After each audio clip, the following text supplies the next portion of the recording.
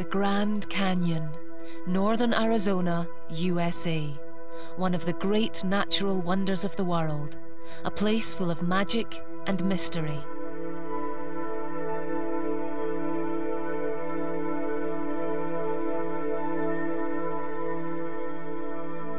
There are about 20 layers of rock creating a kaleidoscope of colour. Each layer holds its own secrets to the Earth's past.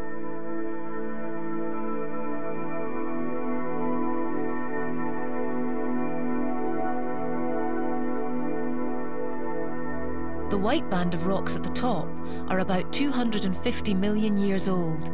As we go down, the rocks get progressively older. The band at the bottom, by the Colorado River, is over 2,000 million years old. In the great layers of rock, there is evidence of ancient volcanoes, deserts, and seas that once ebbed and flowed over the Grand Canyon plain. Fossils of prehistoric creatures and plants reveal worlds very different from today's. For hundreds of years, the Native Americans have made the Grand Canyon their home. They have a creation story that goes hand in hand with the geologist's theory. Their traditional story tells how different worlds were stacked on top of each other, like layers of rock.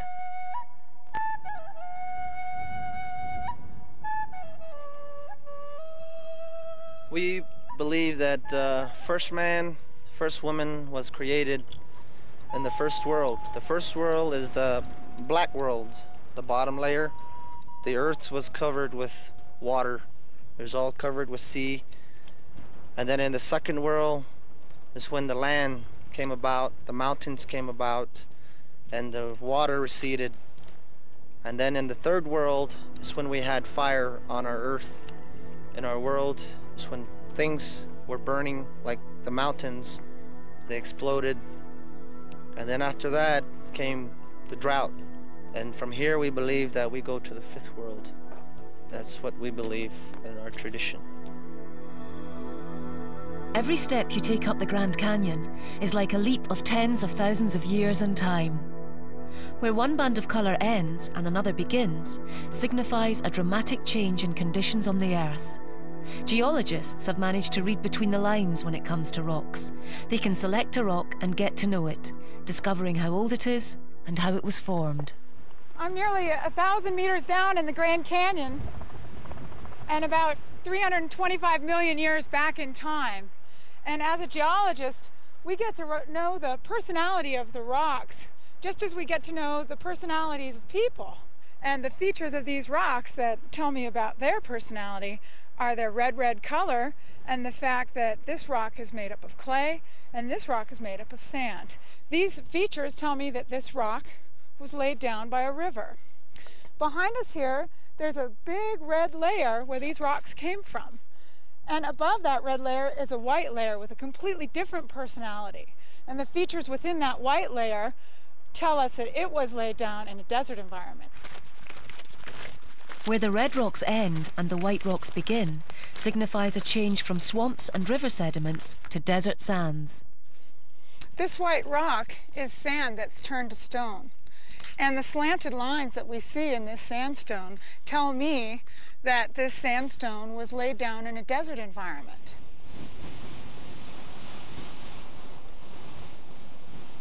And if I were to take a shovel and dig into a modern sand dune in the Sahara Desert, I would see these same slanted lines, and they would be telling me that the wind was blowing in this direction.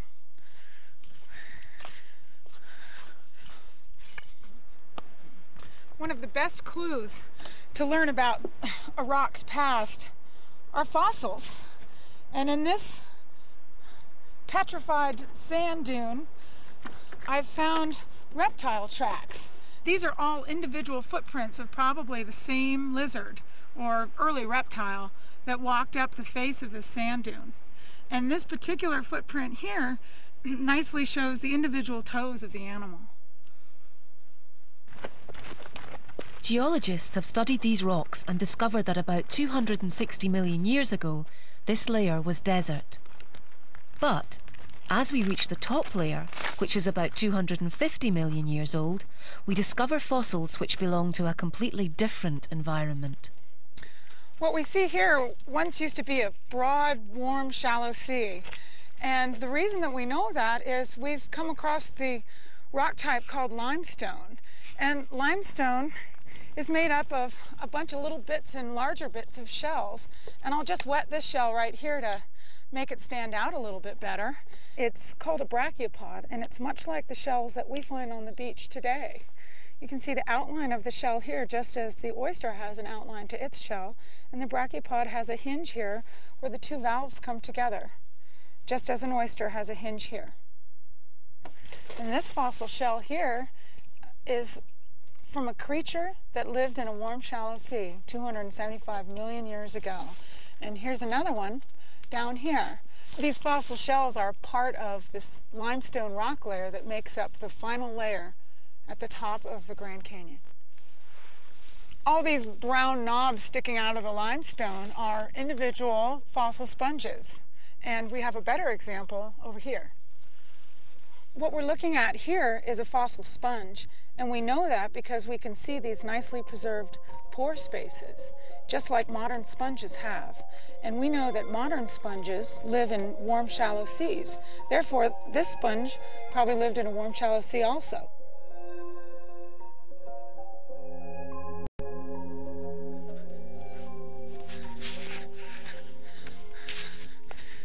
Well, we made it. You know, making my sandwich is very much like how the Grand Canyon was made. If you think about this white piece of bread and the mustard on top of it as one of the sedimentary layers, and then this piece of cheese could represent the next layer that was deposited on top of that. These pieces of salami would then represent the next youngest sedimentary layer. So the white bread would be the oldest layer, and the salami would be the youngest layer. And then sometimes, after layers are deposited, they're then removed again. And then later in time, more layers are deposited on top of those. The Grand Canyon is not a complete record of time. Some layers are missing.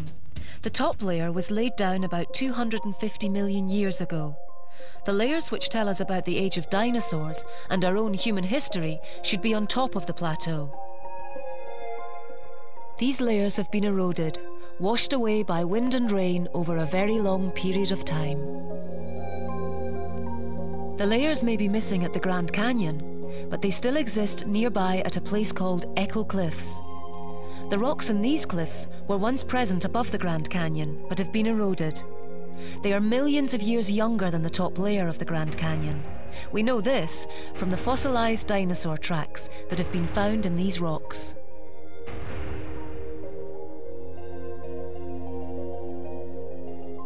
Recorded in the rocks of the Grand Canyon are about 2,000 million years of the Earth's history. It has helped to write an important chapter of the Earth's past.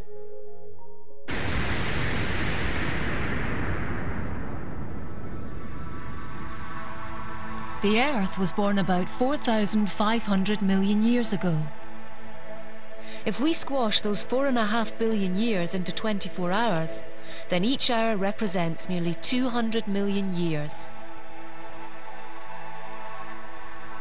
13 hours, or 2,500 million years after the formation of the Earth, the oldest rocks in the Grand Canyon formed, on the floor of a sea.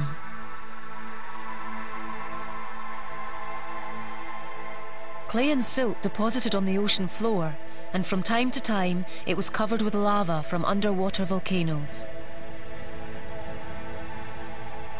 2,000 million years ago, the largest creatures alive were marine algae.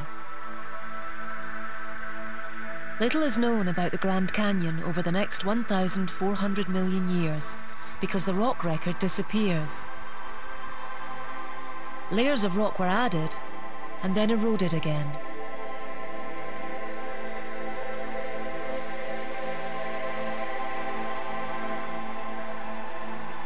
At 8:58 p.m., 570 million years ago, the rock record begins again. Fossils found in these layers tell us that these rocks were formed in a tropical sea which came and went repeatedly over millions of years. Then, at about 10:37 p.m., 260 million years ago, the Coconino Sandstone was deposited. The climate was very dry, much like today's Sahara Desert. We know this from the fossils of the animals alive at that time. At 10:40 p.m., 3 minutes later on our clock, the top layer formed, the Kaibab limestone.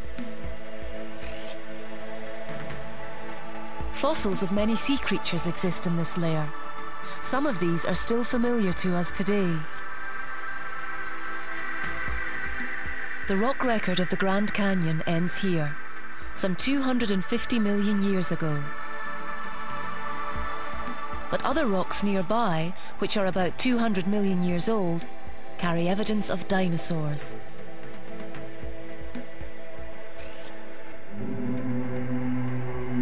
Then, just a few seconds to midnight, between 1 and 200,000 years ago, modern humans appeared.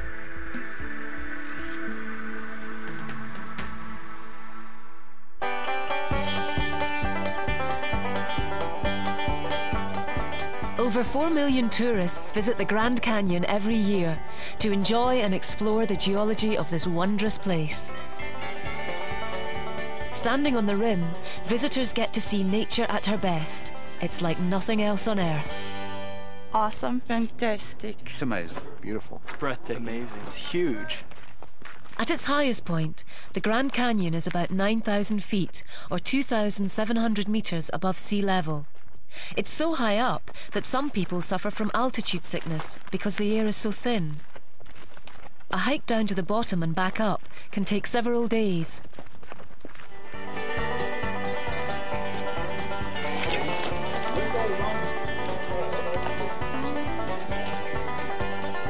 But if you don't fancy hiking, you can save your boot leather, get yourself a mule, and pretend to be Clint Eastwood for the day. Yeehaw!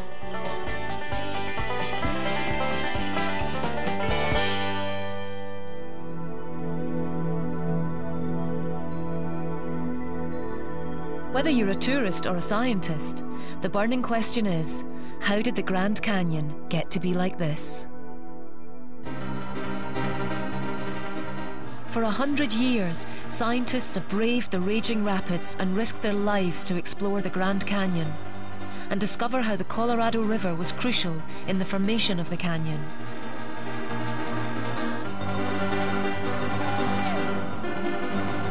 Today, many visitors are still asking the same question.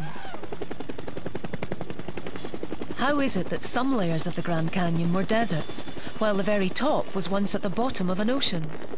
What made the land rise up from the bottom of the seabed and thrust it more than 7,000 feet, or 2,100 meters, into the air? How do we take a shallow seafloor and lift it up so that it's 7,000 feet above sea level?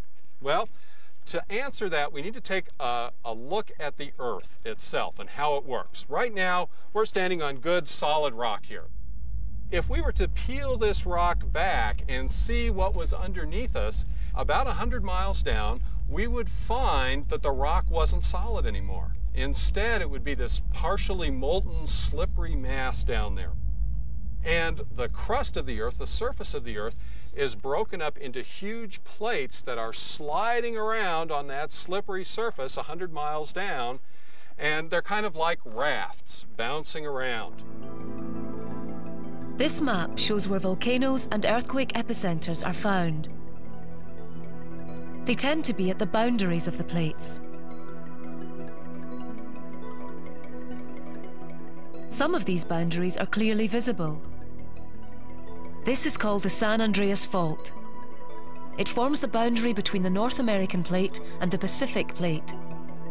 It is estimated that the rafts or plates, which the continents sit on, move about 1 centimetre a year. For example, North America is still moving away from Europe. Over millions of years, the continents must have moved thousands of miles. So 200 million years ago, the world probably looked like this. Most of the Earth's landmass was connected like one big continent. The region we now call Arizona was then sitting on the equator next to Africa and South America, so it was in a much hotter climate. As North America moved northwards, the climate changed, and that's exactly what the rock record of the Grand Canyon tells us. Well, it's a very slow process, but over time, North America has traveled around quite a bit.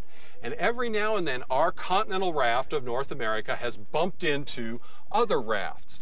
And when they do, as they collide, the leading edges of those rafts start to fold and buckle and raise up.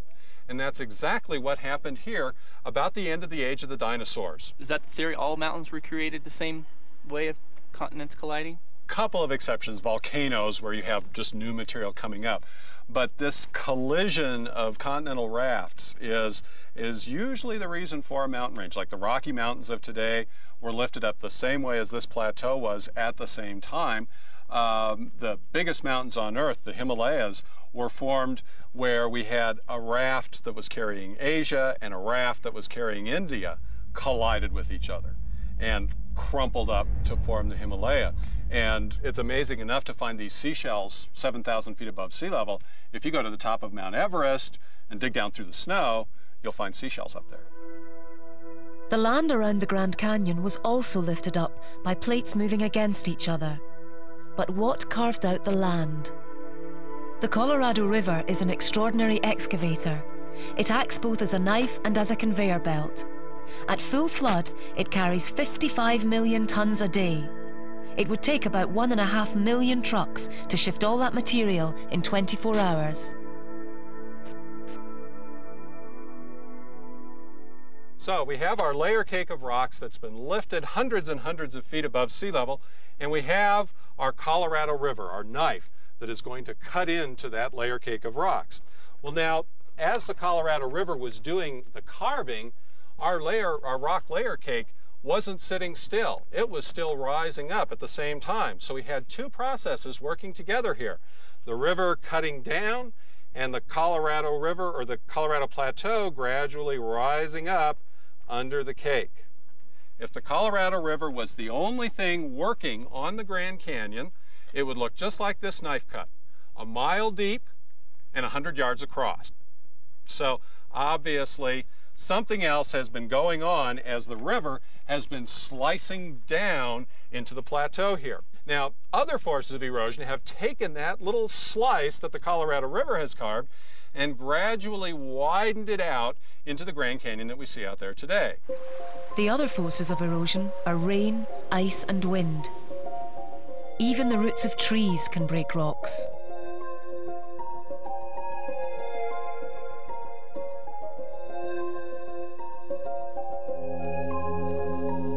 In millions of years from now, rolling hills and gentle valleys will replace the jagged edges. Erosion created the Grand Canyon, and erosion will destroy it.